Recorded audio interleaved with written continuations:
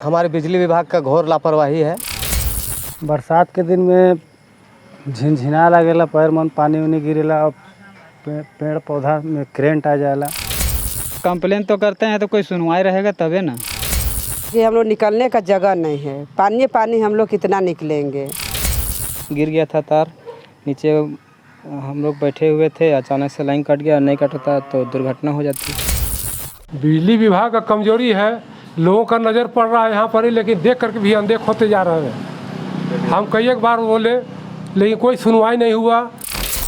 नमस्कार, अभी हम खड़े हैं एक ऐसे पॉइंट पे जहाँ घर के बगल से 11,000 तार पार हुई है और इन्हें रहने में काफ़ी परेशानियों का सामना करना पड़ रहा है। ऐसे देखा जाए तो इतनी नज़दीक से पार हुई है 11,000 तार, यहाँ के जो लोग हैं रहने से डर रहे हैं। ऐसे में बिजली विभाग अगर यहाँ के पोल को ऊंची कर दे और तार ऊंचा कर दिया जाए तो ये सारी दुर्घटना होने से बच सकती हैं। आपको ये 15 अगस्त का वाकया याद होगा कि कांके में इसी तरह की एक घटना हुई थी। पिछले दिनों कांके थाना क्षेत्र बोड़िया में झंडा ठीक करने के दौरान करंट लगने से एक ही परिवार के 3 बच्चे की मौत हो गई। सच में यह घटना हृदय विदारक है। एक बार सोचिए उस परिवार की क्या स्थिति होगी जहां ऐसी घटना घटी। उनकी मनोस्थिति तो शायद हम लोग समझ भी नहीं सकते। आप लोगों को बताना चाहूँगा कि वह युवक जिनकी मौत इस दुर्घटना में हुई, वह उस रोड को ठीक करने में लगा था जिसमें उसने झंडा लगाया हुआ था, और वह रोड 11,000 वोल्ट के तार से सट गया, जिसके बाद यह दुर्घटना हुई। यह तार इनके घर से लगभग 1 फीट की दूरी पर है। सोचने वाली बात यह है कि 11,000 वोल्ट का तार घर से इतने पास से कैसे जा रहा है। बिजली विभाग को यह अवश्य सोचना चाहिए, और अगर गलती बिजली विभाग की है तो क्या बिजली विभाग के अधिकारी इस दुर्घटना की जिम्मेवारी लेंगे? तो ऐसी घटना की पुनरावृत्ति ना हो और बिजली विभाग की इस समस्या को समझ ले, जान ले और इसका निदान जरूर ही करे। ये जो आपके घर के बगल से 11,000 तार पार हुई है, तो उससे क्या क्या परेशानियां हो रही हैं आपको? बरसात के दिन में झिनझिना लागेला, पैर मन पानी उनी गिरेला और पेड़ पौधा में करेंट आ जाएला। और घर के बगल में जब नज़दीक से पार हुई है तो कभी रड वगैरह उठाने में हाँ, अल्बेस्टर लगाने में बहुत दिक्कत होता है। जैसा कि मैंने अभी कहा, दूसरी स्पॉट की ओर चलते हैं, तो आइए दिखाते हैं कितनी नज़दीक से यहाँ पे 11,000 की तार पार हुई है। और अगर यहाँ बच्चा खेलने भी आ जाए तो इसके चपेट में आने से उसे कोई नहीं रोक सकता। ये घर के ऊपर से देख रहे होंगे कि ये 11,000 की तार क्रॉस की है। अगर यहाँ किसी तरह की अगर लापरवाही हुई या तार टूट कर गिर जाती है और नीचे कोई बैठे होंगे तो उनका बचना शायद ही मुमकिन हो पाएगा। आप देख सकते हैं सामने भी एक घर है, उसके ऊपर से ये तार पार हुई है। तो किस तरह से बिजली विभाग मुआयना करती है और किस तरह से कार्य करती है वो तो देखने से ही पता चल रहा है। ये जो आपके घर से 11,000 की तार क्रॉस की है, तो इसका दुष्परिणाम या फिर इससे किसी प्रकार की दिक्कत आपको हो रही है? हाँ सर, हो रही है। कि दिक्कत कैसे नहीं होगा, दिक्कत तो इतना हो रही है कि हम ही लोग समझ रहे हैं। इसका कंप्लेन किए हैं? कंप्लेन तो क्या करें, कंप्लेन तो करते हैं तो कोई सुनवाई रहेगा तबे ना। अभी तक किसी तरह की अप्रिय घटना तो नहीं घटी है इससे लेकर? इसे तो घटी तो नहीं है, लेकिन घटने की पूरा संभावना है। करंट पूरा घर में आ जाता है, जैसे नमी पड़ती है तैसे आ जाती है। हम लोग आ चुके हैं तीसरे स्पॉट पे। आप यहाँ भी देख सकते हैं 11,000 की तार ठीक सीढ़ी, ये छत की सीढ़ी है और सीढ़ी से जस्ट ऊपर आपका 11,000 की तार पार हुई है। एक बार गिर गया था तार नीचे, हम लोग बैठे हुए थे, अचानक से लाइन कट गया, नहीं कटता तो दुर्घटना हो जाती। तो उस समय कोई नीचे नहीं थे? अगर कोई नीचे होते तो बहुत बड़ी दुर्घटना घट सकती। साइड में थोड़ा थे। अच्छा, तो ये इसके लिए कंप्लेन किया आप लोगों ने? कंप्लेन एक बार किए थे, लेकिन वो लोग उतना ध्यान नहीं दिए।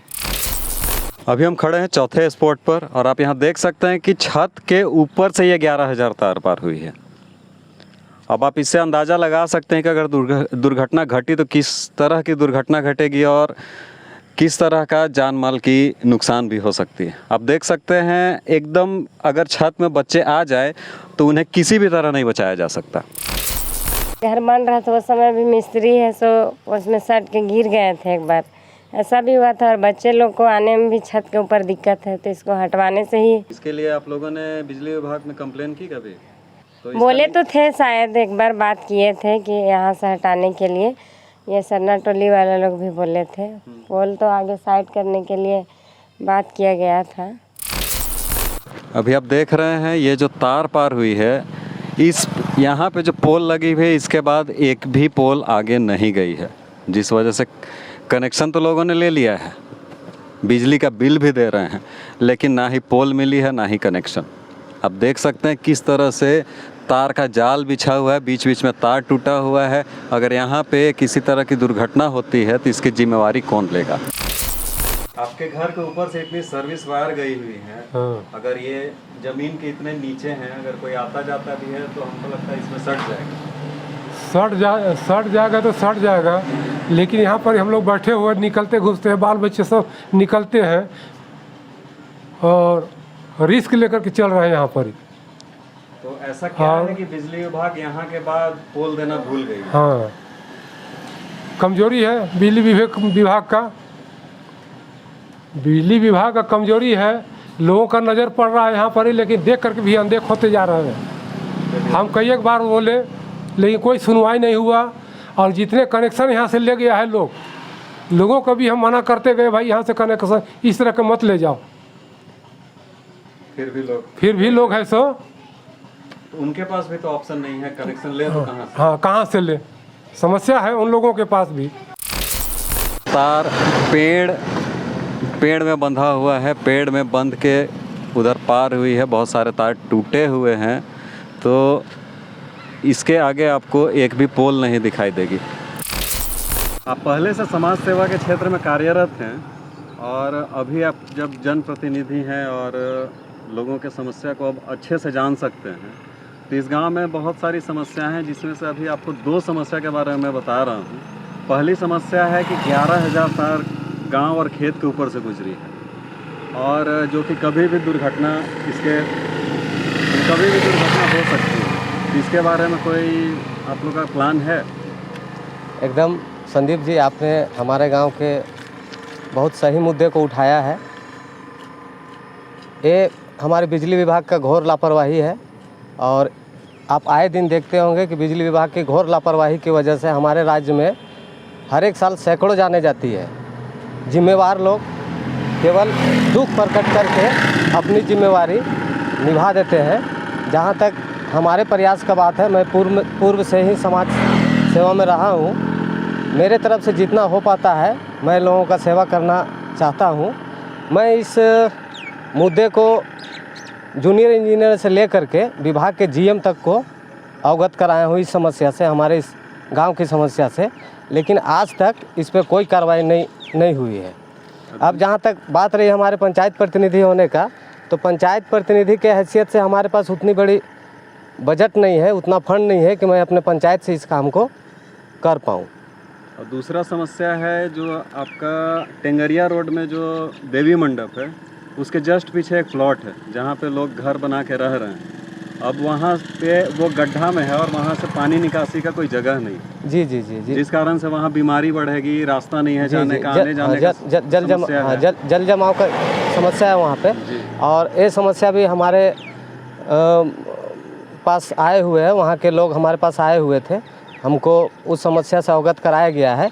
मैं इस बार का जो हमारा पंचायत का जो फंड आया है, उस फंड से चाहूँगा कि वहाँ पे एक कलभट पुलिया का निर्माण हो जाए, जिससे वहाँ का जल जमाव की समस्या से निजात पाया जा सके।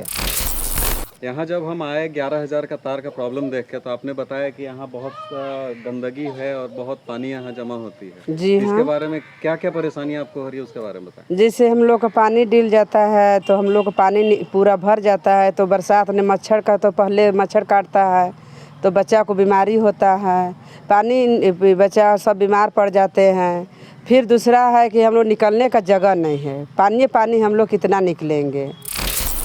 उम्मीद है इस वीडियो को देखने के बाद तुक्को वासियों की समस्या का बेड़ो बिजली विभाग जरूर समाधान करेगा और अपनी कर्तव्य परायणता को जरूर सिद्ध करेगा। और भी खबरों के लिए बने रहिए, वीडियो को लाइक शेयर जरूर करें और चैनल को सब्सक्राइब भी करें। तब तक के लिए नमस्कार। Stay watch AVNpost.com।